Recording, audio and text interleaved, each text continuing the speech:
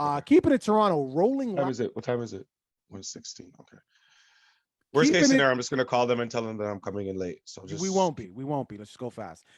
Again, keeping it Toronto. sorry, man. I fucking have to be concerned about my job. I'm looking at the time. Okay. Okay, Again, you are okay. keeping it Toronto.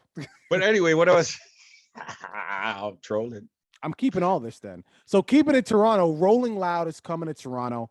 And fuck the big names. We don't really care about the big names. Let's talk about the people from the city who are going to be opening up. So let's look at September 9th. We got Smiley, Unknown Teen, Duvet. We got The Crook. We got Pyrex, Mula First. We got TV Gucci, Paris Richards, Tia Banks. And then on the 10th, we have Burna Bands. We got YG. We got Rob Banks. We got, who else do we have here? Actually, oh shit, we actually have a couple of people still. We got Talib Twins. We got Havaya Mighty. And then looking on the 11th, we have Pangs, 3 p.m. French. We have Chromas. And that's all I see here.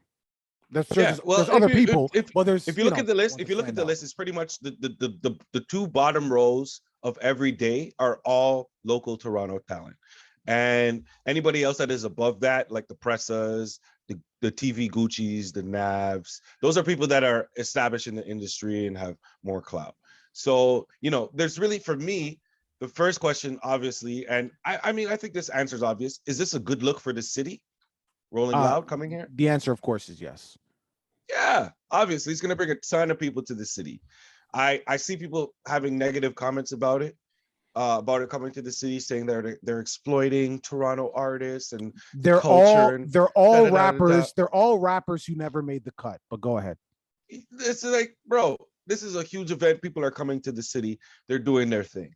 Okay, so I was watching Friday talk about this because he has a full episode about just this pretty much, and he talks about the artists that are going to be there.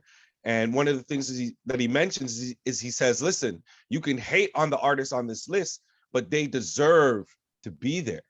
They deserve to be there because they have their fans, they have their clout, they have all this other things. There's something I want to reveal to everybody here. This is going to hurt some of the artists, okay? This is going to hurt some of your clout because a lot of people don't know this. I need people to know that everybody that's there, that's on Rolling Loud, that's from Toronto, paid for that spot. There is an amount of money that you could pay to be an artist from this city, and that's every time that Rolling Loud goes to a city, local artists can pay a certain amount to be on the show. So do they deserve to be there? Some of them, yeah, but they also paid. Well, you also just said you can pay. That doesn't mean that you did. It's not a Freddie Fame show. Right. It's not. That's you know what I'm saying? You're right. It's probably not open to just anybody and everybody. You're right. It's probably not open to just anybody. The amount, though, in my mind, is probably an amount that is so great that it maybe some artists are just like, nah, I don't have that money just to spend like that. You know what I'm saying? That's what I'm thinking. I have another friend who's on Instagram who said that any artist that invested in this, it's a bad investment. And that they should probably just take all of that money that they spent for this, however long. Because think about it, the established artists that they paid, that Rolling Loud is paying to perform, they're gonna have, well, I hate to say it other than this, real sets where their time is probably gonna be like 30 minutes to an hour. These artists who are probably paying about 5 figures for probably about 5 to 10 minutes. Just my guess, right? So you have to ask yourself, people will only go to, like, it's a one stage. It's like a couple stage thing. It's not like multiple stages. Okay, so okay, look, I get where you're going, but here's the thing. Right? Are people going to be there to even watch? Look, but here's the thing. And you don't need me to tell you this. It's about association. And the reason why this association is so good is this is a flyer. This is something that was actually tweeted out by Rolling Loud, not by you. When I say you, I'm talking about the artist, by them. The reason why it's so good to be associated with this is because some of you may not know about it. Some of you may not know about it because you don't need it. but there are grants. There are music grants that you can get. And when you apply for these grants, there's certain notches on your belt. You know what I mean? Certain accolades that you have that will help you. Now, you could hey man, yeah, I do shows. I got a couple Freddie Fame. Why does Freddie Fame keep on getting the smoke? Got a couple Freddie Fame shows under my belt. Oh, that's cool. Rolling Loud. Maybe I paid to open up for Styles P when he came. Understand what I'm saying? Like, these type of things help you get the grants. And when I talk about a grant, I'm not talking about like $2,000. I'm talking about like $10,000, $20,000, $30,000. So these are investments.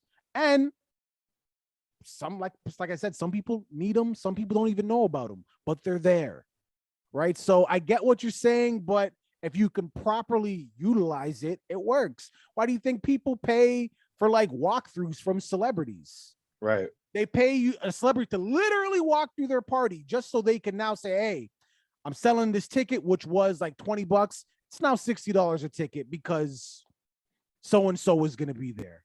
It's an investment. Well, think about it like this. If you're performing at Rolling Loud, that means you already have music, right? So I'm assuming that these artists also hopefully have music in the vault as well, right? So if you already have the music made and you have this extra money to spend, let's say they spent 10 G's, right? Or something like that. Would it not be a better investment to just release your own music and take that 10 G's and put it into the marketing of that music, add it to your marketing budget, and just market yourself like that, and then reach a point in your career where you're not paying Rolling Loud, they're now paying you, as they are the other Toronto artists that are higher up on that Rolling Loud. Marketing is a risk. You can spend $10,000 on blast, $10,000 paying for your stuff to get posted, whatever you invested in. It's a risk. It may do nothing for you. But if you're taking $10,000 and you're paying it to get on the stage, you know exactly what you're paying for. There's no risk there. I'm paying to perform and to be a part of this rollout, which is essentially a flyer in social media. That's what you're paying for. There's no risk. It is. If you think it's a good idea, then pay for it. Or to your point, you can take your 10 G's and roll the dice on whatever marketing and promo you decide to pay for. It may work for you, may not. I guess you make a good point there. This is something that's more like, I know what I'm doing. It's going to be out there. A lot of people are going to see it. I know what I'm paying for here. Whereas if you're paying for something else, you don't know what the outcome is kind of going to be. You're going to perform on stage. You're going to perform in front of however many people that you perform in front of. It is your thing. I do commend all the artists that that did acquire these spots. You know, I want to put no shade on it. I just want to highlight the negatives that could be possible for it. Of course. Because there's always two sides, and we got to play both sides on this podcast. Nigga. I am not paying.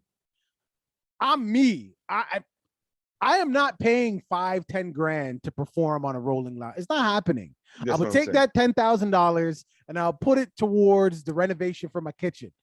Wow. Okay. Well, yeah, you have different aspirations than these artists. Clearly, viewing public. What are your thoughts on this? You going to Rolling Loud? Did we miss an artist that you're actually going to go there to see specifically? Leave it in the comments. Don't forget to like and subscribe. Oh, and real quick, for anybody who's asking why Drake isn't on the Rolling Loud thing, if you don't remember, Kanye was just recently taken off Coachella, and when they took Kanye off Coachella, the ticket prices dropped 32%.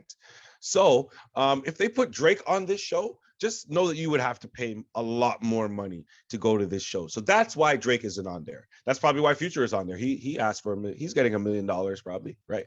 Commanding $1 million. Anyways.